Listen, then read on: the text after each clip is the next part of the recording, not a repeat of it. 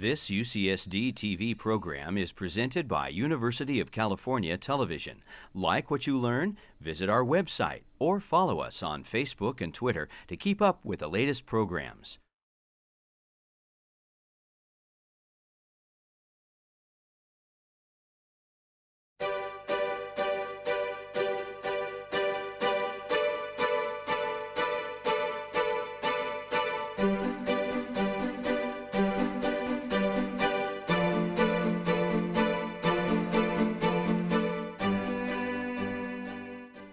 Welcome.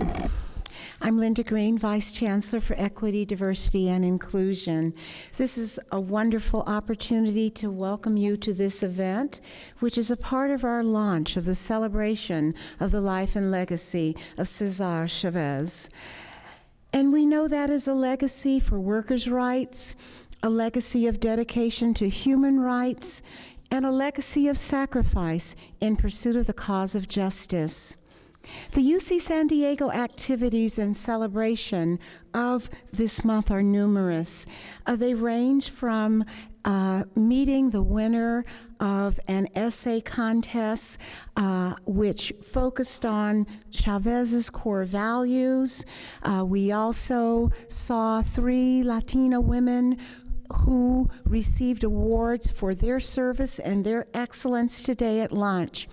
There will also be lectures on a variety of issues, film, as well as a celebration and rededication of the Mario Torrero Chicano Legacy mural at Peterson Hall, and we hope that you will join us for as many of those activities as possible. I came to know of Cesar Chavez in the course of the United Farm Workers' Great Boycott during the mid-60s. For many, through his work, we focus for the first time on the people who produce the food we eat and the justice issues embedded in their labor. In June 1972, Cesar Chavez ended a 24-hour fast for farm worker justice. In doing so, he spoke about, quote, the cycle of poverty and misery that was the lot of the Mexican farm workers, and about, quote, the terrible irony it is that the very people who harvest the food we eat do not have enough food for their own children. At the conclusion of an earlier fast in 1968, he offered words to the farm workers that day that seemed to have been crafted for this very day.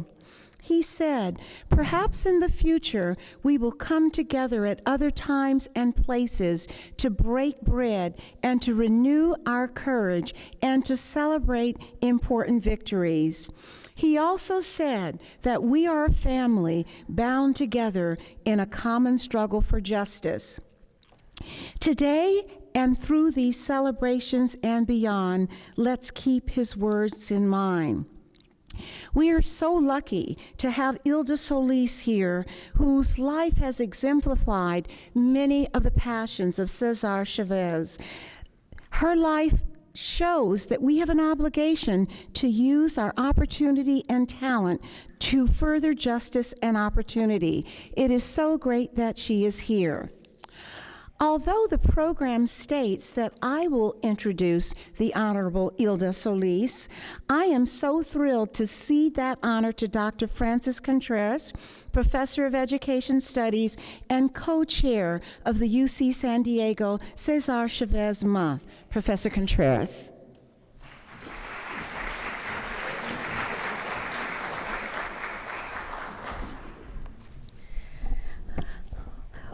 We are honored to have the Honorable Hilda Solis, former Secretary of Labor of the United States under President Obama's administration, this evening.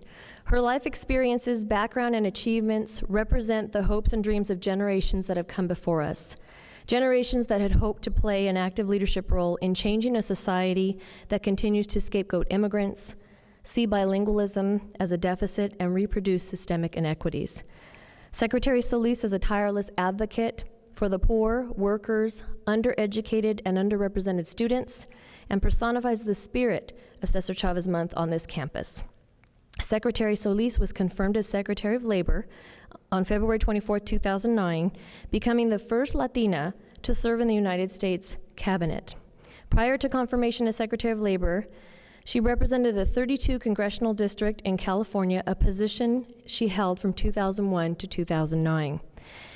In Congress, Solis's priorities included expanding access to affordable health care, protecting the environment, and improving the lives of working families. A recognized leader on clean energy jobs, she authored the Green Jobs Act, which provided funding for green-collar jobs and training for veterans, displaced workers, at-risk youth, and individuals and families under 200% of the federal poverty line. A nationally recognized leader on the environment, Secretary Solis became the first woman to receive the John F. Kennedy Profile in Courage Award in 2000 for her pioneering work on environmental justice issues. Her California environmental justice legislation, enacted in 1999, was the first of its kind in this nation to become law. Secretary Solis was first elected to public office in 1985 as a member of the Rio Hondo Community College District Board of Trustees. She served in the California State Assembly from 1992 to 1994, and in 1994 made history, becoming the first Latina in this state elected to the state Senate. Please join me in welcoming Secretary Hilda Solis.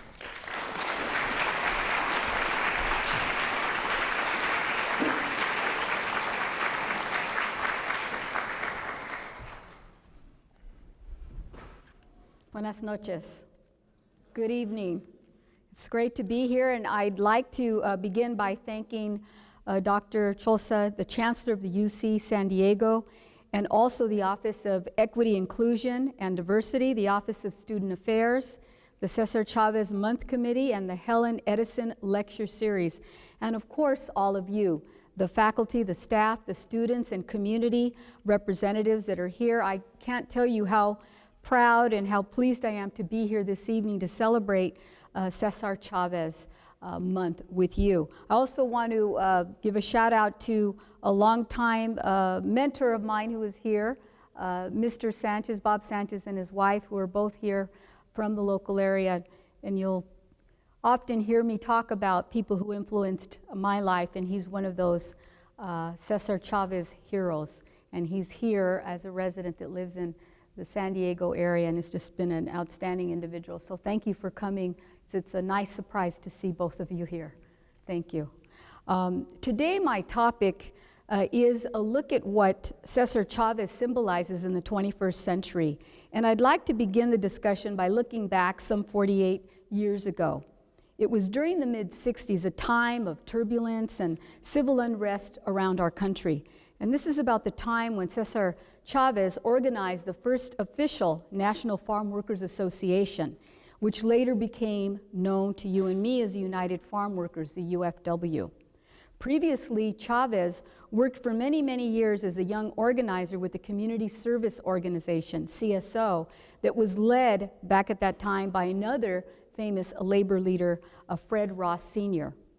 Chavez, as you may know, grew up in Yuma, Arizona, with his entire family who worked in the fields alongside farm workers for many decades.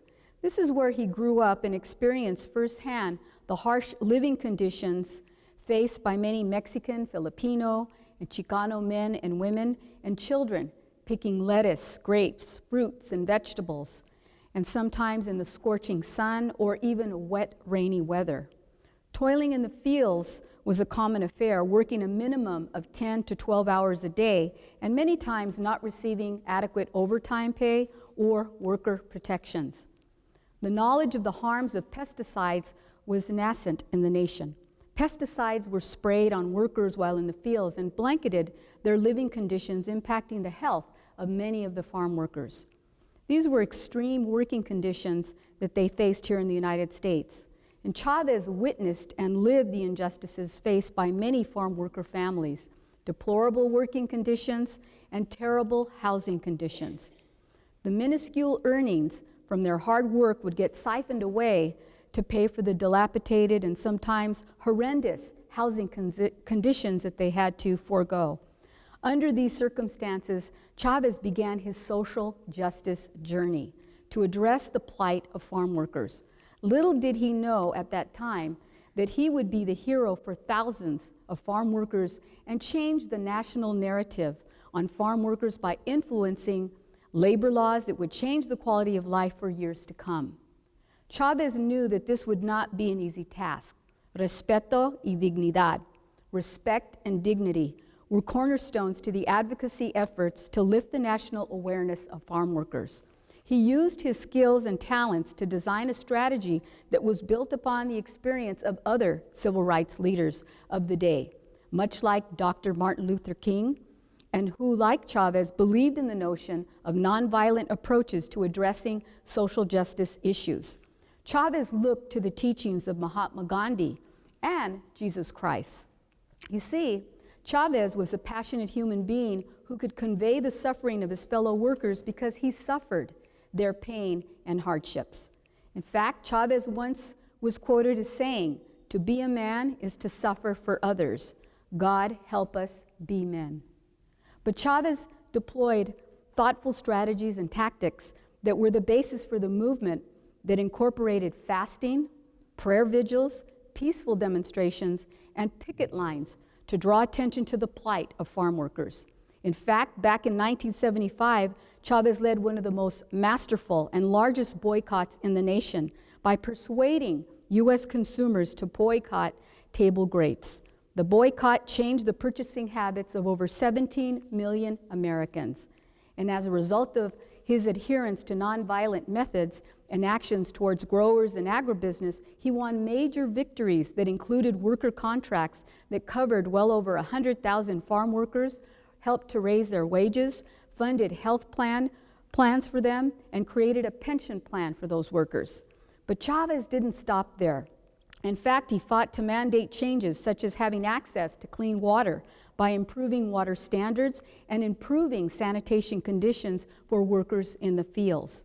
He had witnessed pregnant women exposed to pesticides and saw the genetic effects it had on their children.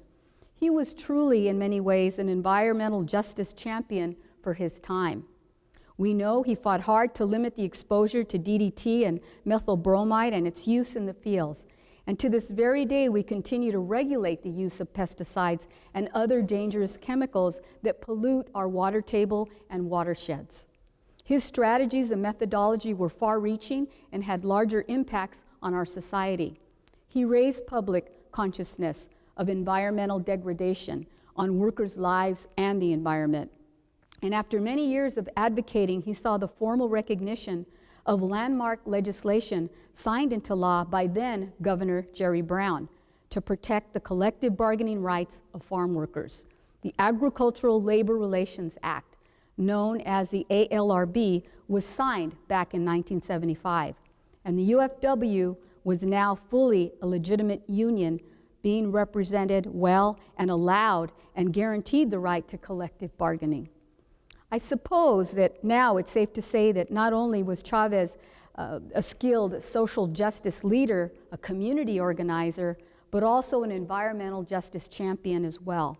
Because of his leadership on behalf of farm workers, the U.S. Congress in 2007, after much hard work, voted on a bipartisan vote to request a national park study on the feasibility of creating the Cesar Chavez Park Unit. And when I was a member of the House of Representatives, one of my first bills was introduced as H.R. 359 in 2001.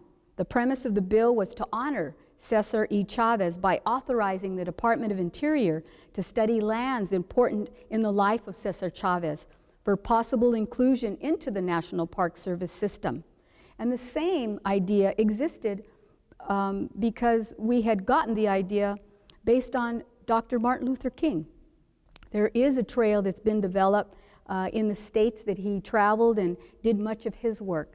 And I thought at the time it would be fitting if we could also provide that same kind of recognition to Cesar Chavez. But of course, like anything else worth fighting for, it took many reiterations and reintroductions of the bill before the National Park Service in 2011 finally released a study to establish a location in honor of Cesar Chavez. The Park Service finally declared that the National Chavez Center at Nuestra Señora Reina de la Paz warranted national significance and determine the official site dedicated to Chavez. And last year, on October the 8th, I had the opportunity to join President Barack Obama officially dedicate the Cesar Chavez National Monument. Under the Antiquities Act, this is the 398th site included in the National Park System. It is founded in the Tehachapi Mountains of Kern County, the breadbasket of our nation, and it is commonly referred to as La Paz, which means the place of peace. It was the official headquarters for the UFW and location where Cesar Chavez lived and conducted major planning sessions and fasting to draw attention to the suffering and plight of farm workers in America. Chavez will be remembered by many as a great American hero who dedicated his heart and his soul to the cause, or commonly referred to as La Causa. In addition, last year I had the great privilege in March of 2012 to induct the pioneers of the farm worker movement in Washington, D.C. at the U.S. Department of Labor at the Great Hall.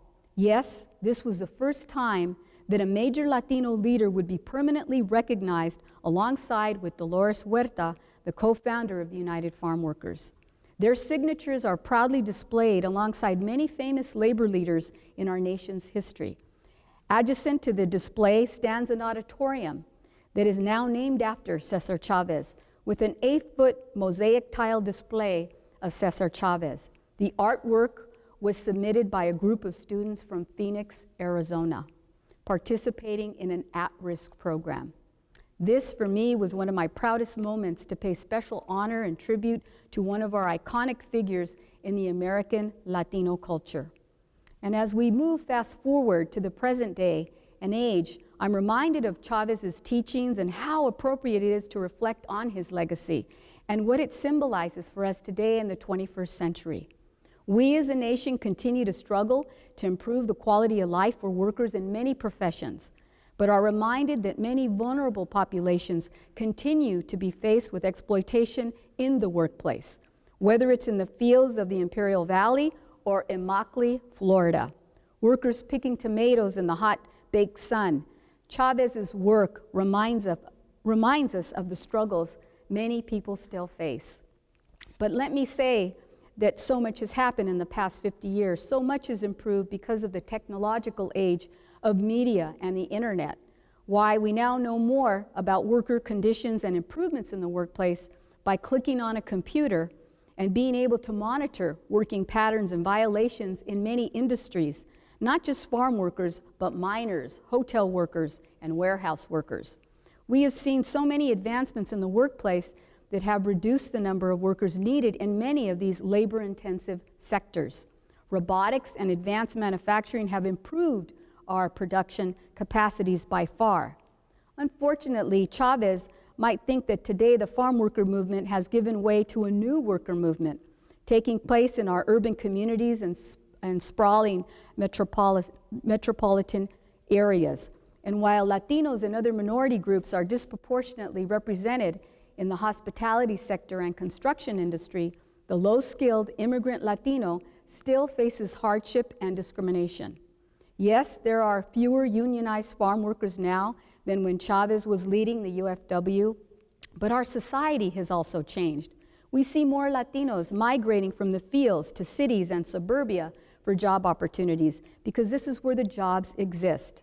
And nevertheless, many of these industries are not unionized and do not have collective bargaining agreements for many reasons, often because they exist in places known where collective bargaining is not allowed, in what we call right-to-work states.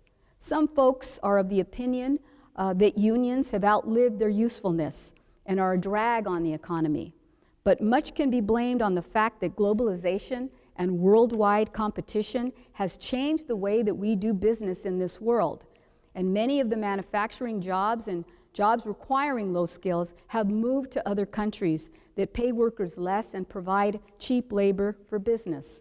The new word to describe this exodus of jobs is known as outsourcing. So the question becomes, how do we keep true to Chavez's teaching in such a competitive environment? Well, maybe Chavez would be delighted to know that back in 2008, the US, the United States, elected its first former community organizer, the first African-American president named Barack Obama. Obama worked much as Chavez did in organizing the voiceless in low-income areas in South Chicago. He fought for housing rights, educational equity, and voting rights. Today, I believe Chavez would be proud to know that President Obama's administration continues to fight on behalf of folks that seek fairness along with dignidad and respeto, dignity and respect. Remember, just 4 short years ago, this president inherited the worst economic recession of our time. It was called the Great Recession because we saw the hemorrhaging of more than 8 million jobs. Well over 12 million people were found unemployed, and many found themselves without housing and with any employment for the first time. Job loss was astronomical in housing, in banking, construction, and in manufacturing. Even the public sector suffered from major losses of teachers, firefighters, and law enforcement officers. It was no secret that Latinos and African Americans suffered the most in this recession, with unemployment rates as high as 16 to 13%. The president took immediate action to stimulate the economy in 2009 by passing $787 billion Recovery Act. The purpose was to put people back to work, to provide unemployment insurance, enhance safety and protection in the workplace, and provide job training opportunities to workers that had been dislocated. My role as Labor Secretary was to quickly disperse vital funds to reduce unemployment, and I was able to distribute about $67 billion to achieve this goal. And about $500 million went to job training in green job sectors that focus on renewable energy, conservation, solar panel installation, and advanced manufacturing. In fact, about $150 million was set aside to provide grants named Pathways Out of Poverty for communities that experience 16% unemployment in mostly minority communities. These efforts were unprecedented and required a new way of thinking.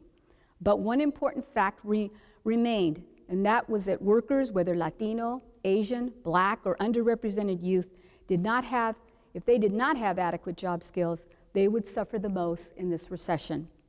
Therefore, providing essential job training and opportunities for these targeted populations would be essential. Those individuals that possessed better skills and education fared better, especially with the college education or specialized technical skills.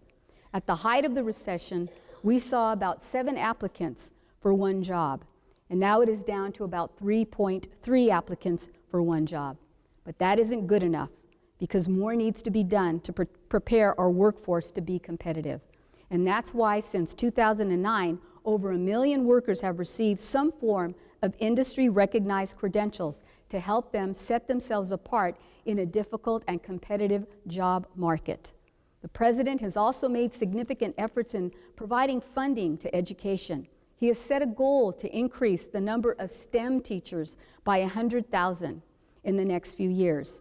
His vision is to reduce the cost it takes to receive a college education by reducing tuition costs and loan indebtedness. In fact, he has funded more historically Black colleges and Hispanic-serving institutions than other previous presidents. But another important factor remains, and that is that we must continue to reduce the number of Latino and African American high school dropouts in this country. Chavez would be amazed that with all the resources available, that they're not being put to good use to change the dropout numbers, particularly in our minority communities. The president agrees that something has to be done, and one way is guaranteeing that an education prepares you for a good job. And that is why he's proposing career academies at the high school level that will prepare all students for industry-recognized credentials. The model has been used in other parts of the country as well as in Europe. It makes sense for those students that need to find work after graduation, but certainly providing college opportunities and access for all is also a laudable goal and should also be exercised for those individuals that want to seek a 4-year college degree. And I've seen firsthand the benefits of K-12 education also working in tandem with community colleges and offering concurrent enrollment to students seeking more advanced credentials. Industry is demanding better trained individuals that have core STEM information and availability. Manufacturers complain that they're seeking welders, pipe fitters, and steel workers that can also drive a computer and not just a hammer. But this president knows that we must do much more to prepare our labor force by making investments in research and development that bring about new ideas in renewable energy, conservation, biomedicine, and engineering. We must build that cadre of workers here on our turf by investing in education for everyone. But this also includes a discussion on the current topic of immigration reform and the DREAM Act, both of which the President supports but will require bipartisan agreement in order to be signed into law. The President and some in Congress are seeking to reform our immigration laws to make it easier for those who come to study here and receive advanced degrees in engineering and STEM fields to obtain a green card and a pathway to citizenship. And I'm not sure if you're aware, but most new startup industries in the last few years have been created by immigrants with advanced degrees.